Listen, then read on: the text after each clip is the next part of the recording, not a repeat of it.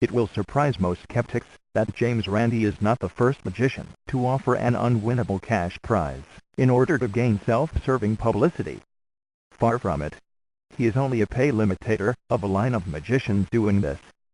The magician's publicity generation, by a constant fraudulent accusation of fraud toward psychics, was devised by a highly skilled magician, obviously psychic himself. This is his story. And skeptics should well take note of this historic continuing repetition of a free publicity gimmick over 100 years by a number of magicians.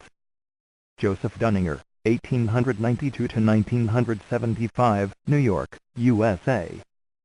Joseph Dunninger, the mastermind, whose mental wizardry has baffled scientists and psychologists throughout the world, is a native New Yorker, born just before the turn of the century, and reared in the heart of the city. In the young Joseph there was awakened a yearning towards magic feats even at the age of 5, when he showed a marked ability at sleight of hand. His parents encouraged this novelty, much amused they were at the dexterity in simple palming tricks. Self-taught, Dunninger soon had a remarkable repertoire of necromancy. His childhood pastime earned him an invitation to appear before a Masonic club at the age of 7, where he was billed as Master Joseph Dunninger, child magician. It was at this time that he caused some wonderment among his school teachers. Master Joseph did not seem to be an extra-brilliant pupil, but he invariably got all his arithmetic problems correct. Could it be that he copied the answers from bright children seated near him? His seating place in the classroom was frequently changed, but still Joseph's papers were marked 100%. Dunninger explains it now. You see, I just couldn't get the wrong answer. I didn't have to work the problems out. The bright children in the classroom just sent me thought waves, and consequently I got everything right. By the time that Dunninger was 16, he was an adult magician, with an enviable reputation, and appeared for a year at the famous Eden Museum, in 23rd Street. The boy Dunninger outmastered many of the most prominent prestidigitators of the day, and this launched him on a vaudeville tour. It was during this tour that he developed the astounding stunt of reading the minds of members of his audiences. For many years actors had presented such an illusion through the means of code messages between an assistant in the audience and the thought reader on stage. Dunninger used no assistance, and has never found it necessary to do so. In fact, he has a standing offer of $10,000 to anyone who can prove that he uses Confederates or stooges. Dunninger often says he could raise that offer to $100,000. No one will ever collect it, because he does not need assistance. Does this sound familiar, dear online skeptics, today? Dunninger headlined throughout the Keith Orpheum circuit, and was much in demand for private entertainment. At the age of 17 he was invited to perform at the home of Theodore Roosevelt in Oyster Bay, and at the home of the inventor Thomas A. Edison, both of whom were avid admirers of his mysticism. It was during this association that Dunninger developed some of the remarkable experiments that he uses in his performance today. His ability to read thoughts amazed the great Harry Houdini, and Howard Thurston went to great length in his search for the secret of Dunninger's mental wizardry. It was in this association that Dunninger took up his campaign of illusion-busting waged against fraudulent mediums, who have grown rich by falsification of seances that are designed to make people believe that word can come back from the spirit world. Dunninger used no assistance. In an act of inspired marketing, Dunninger offered $10,000 to anyone who could prove that he uses stooges, Confederates, or assistants of any kind. Dunninger said on many occasions that he could raise the offer to $100,000 because no one would ever collect it. He didn't need assistance to read thoughts. With such an act and such a challenge, Dunninger was soon headlining the circuit, and was very much in demand for private performances. Through the Scientific American magazine and the Universal Council for Psychic Research, Dunninger has offered $10,000 to any medium who can produce by psychic or supernatural means any physical phenomena that he cannot reproduce by natural means, or explain in convincing materialistic terms, i.e. simple language. So here we have a genuine psychic magician posing as an adversary and humiliator, an exposer of other psychics. What a clever misdirection! He has offered that amount of money to anyone who, with Astrade, can disclose the translation of secret code messages entrusted to him by the late Harry Houdini and Thomas A. Edison. both of whom wanted to investigate the possibilities of communication with spirits. Dunninger has also offered $10,000 to anyone who can introduce to him a real, house-haunting ghost. Needless to say, Dunninger never did pay out that money. Sound familiar? Well, for one thing, it would stop the free publicity machine, like that, by paying out. Most of the big-time vaudeville houses in the country boasted of having Dunninger on their stages in those days.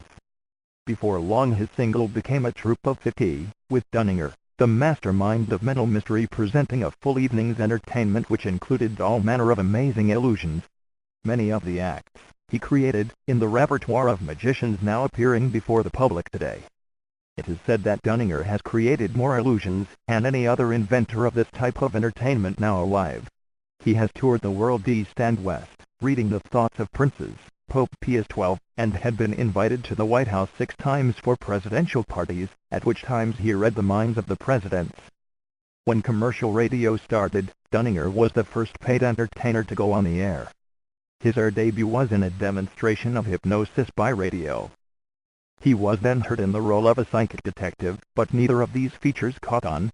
It was Daniel S. Hill, vice president and director of the popular division of the National Concert and Artists Corporation, who successfully evolved the Dunninger radio formula, thought reading. The idea quickly caught the favor of Phillips Carlin, vice president of the Blue Network, and on September 12, 1943, Dunninger's first broadcast as Dunninger the Mastermind was produced. Dunninger is now the sensation of the airwaves. Fan mail pours in, people clamor for tickets to the broadcast. When television started proving itself to be a popular form of entertainment, Dunninger was there. He altered his act to fit the format of a television show. Amazingly, his series appeared on all the networks at different times. In the 1940s, a poll showed that his voice was more recognizable than that of the president's. As brilliant as he was at performing, Dunninger proved the genius in marketing himself. To keep himself in the public eye, he wrote articles for magazines for both laymen and magicians. Soon the Dunninger byline was carried in such popular magazines as Time, Life, Look, Reader's Digest, Vanity Fair, Science and Invention, True Detective, and Sphinx. Every article brought letters from readers, evoking more interest, and therefore more articles. And it all paid off. His books were bestsellers in weeks. He commanded huge sums for personal appearances. He packed theaters from coast to coast. At his peak, during the 1940s and 1950s, the public could not get enough of the mastermind. It's of note that Dunninger, perhaps because of his phony war against fraudulent mediums, never claimed supernatural or psychic powers in his thought reading. He never even claimed to be a mind reader. Simply lying as magicians do. In performance, Dunninger referred to his ability as telesthesia, an impression received by a sense organ, but not a usual sense organ, and sometimes received from a distance. He described the process simply: you pick up a vivid impression from another mind and others follow, or suggest themselves. But it isn't mind reading, it is thought reading. BS rebranding for brand separation, that's all. When a series of such thought impressions come in fairly close in succession, it takes on the semblance of mind reading, though if you check back, you may find that you have added links of your own making, just as you might piece together the fragments of a dream to form a waking continuity. Spin doctoring Bala here, fraudulent denial, describing obvious links between his mind and that of stranger subjects, as only apparent, and we are laughing out loud. What about his school teachers? Dunninger was a master of his craft, possessed of a thorough knowledge of his art. When describing the necessary techniques for a successful blindfold drive, Dunninger noted, any competent performer should know how to size up a committee and handle them accordingly. Otherwise he shouldn't be posing as a mentalist. While the extent of Dunninger's mental capabilities were always the subject of skeptical analysis, his capability to understand human reactions was beyond question. Dunninger operated on the assumption that people have a tendency to believe almost anything if they are so inclined. He was careful in the selection of participants in his tests, and he employed a sort of mental misdirection. He suggested constraints on the tests he performed that seemed to prevent deception, but in reality allowed for it. He explained why one impromptu test works so well, I stressed as absolute precautions the very factors that were making the result possible. Dunninger considered mentalists halfway between magicians and mediums. Some mentalists, he said, rely greatly on magical methods, while others attempt actual tests in ESP. However far the pendulum swings, a capable mentalist will come through with results that a dyed-in-the-wool magician could never touch, because a mentalist plays hunches and realizes how often they may come through. And the mentalist doesn't have to advertise perfect results. Dunninger himself only claimed 90% accuracy. So dear online skeptic, would you dedicate your personal life to supporting and spreading Dunninger's career publicity, and do it all for free? When it's obvious he is perpetrating quite some fraud by being psychic himself and denying it for profit. His teachers figured it out he was psychic.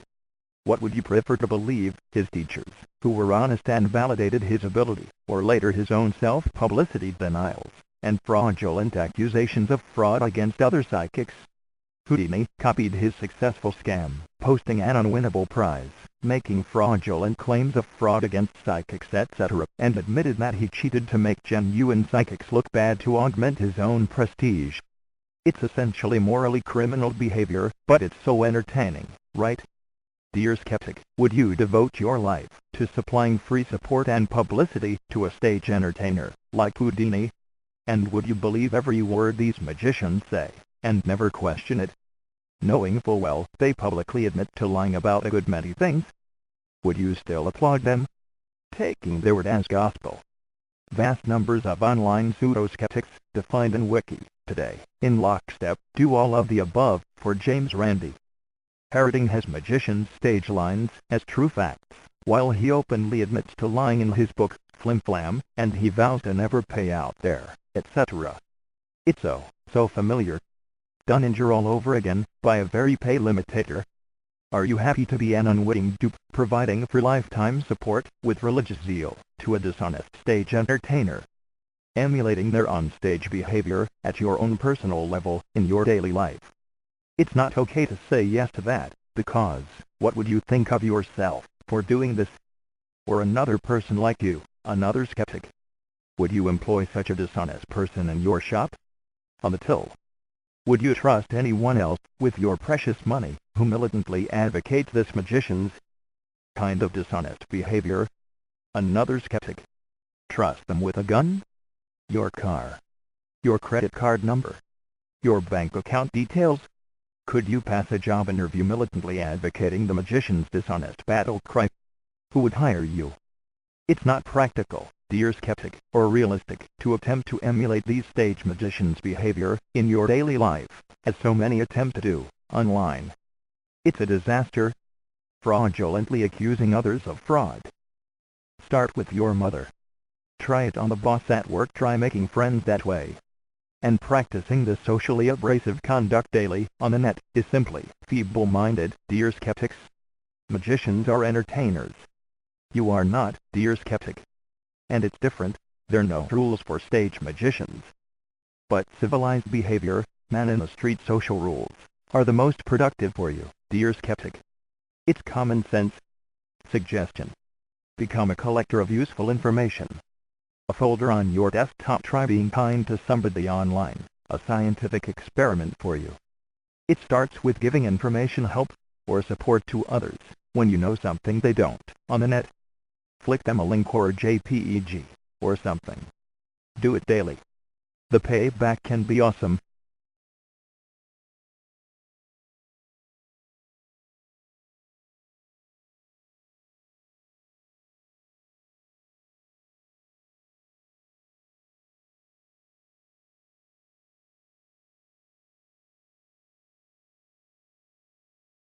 It will surprise most skeptics that James Randi is not the first magician to offer an unwinnable cash prize in order to gain self-serving publicity.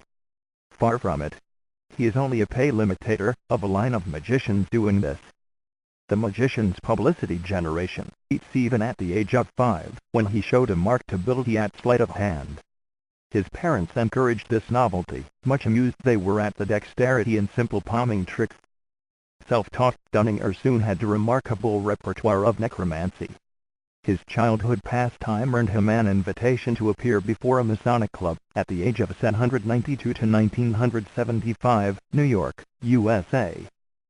Joseph Dunninger, the mastermind, whose mental wizardry has baffled scientists and psychologists throughout the world, is a native New Yorker, born just before the turn of the century, and reared in the heart of the city. In the young Joseph there was awakened a yearning towards magic theater, where he was billed as Master Joseph Dunninger, child magician. It was at this time that he caused some wonderment among his school teachers. Master Joseph did not seem to be an extra brilliant pupil, but he invariably got all his arithmetic problems correct. Could it be that he copied the answers from bright children by a constant fraudulent accusation of fraud toward psychics, was devised by a highly skilled magician, obviously psychic himself?